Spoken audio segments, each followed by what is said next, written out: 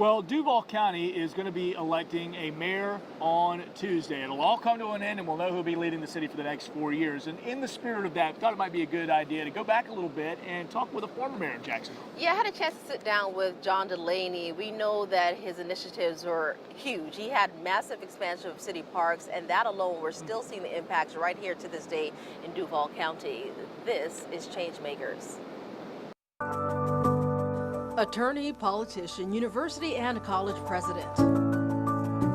I was 28 before I realized that a pair of shoes was not going to get me in the NBA. Recreational basketball player, husband, father, and grandfather of 5. So you get to walk around this beautiful campus every day. It is so cool. Currently president of Flagler College, John Delaney has served at the helm of many organizations, most notably as mayor of Jacksonville from 1995 to 2003. I kind of always had a theory in politics: friends are better than enemies and peace is better than war.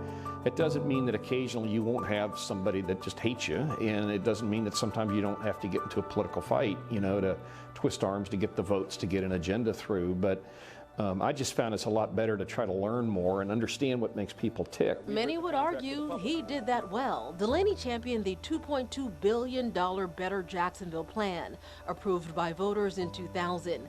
It included construction on a new county courthouse, main library, baseball park, and arena.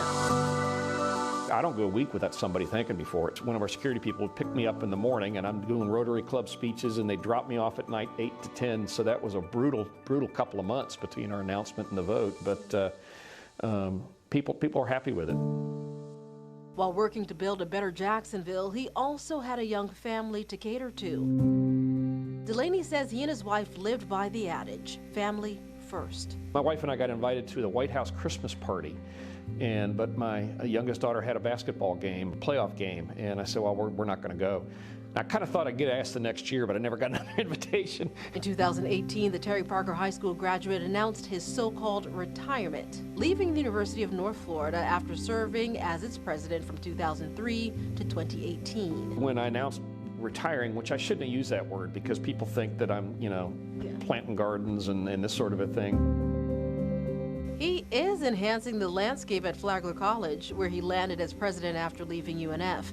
It's currently undergoing a $100 million restoration project. We had redone the pool. The pool looked like it was in a third world country. He'll leave a footprint here in St. Augustine, just as he did in Jacksonville.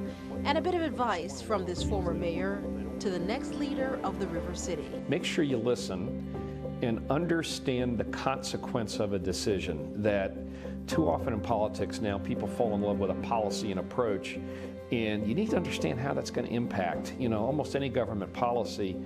At the end of the pipeline, it touches a human being, and you just need to understand, is that worth it?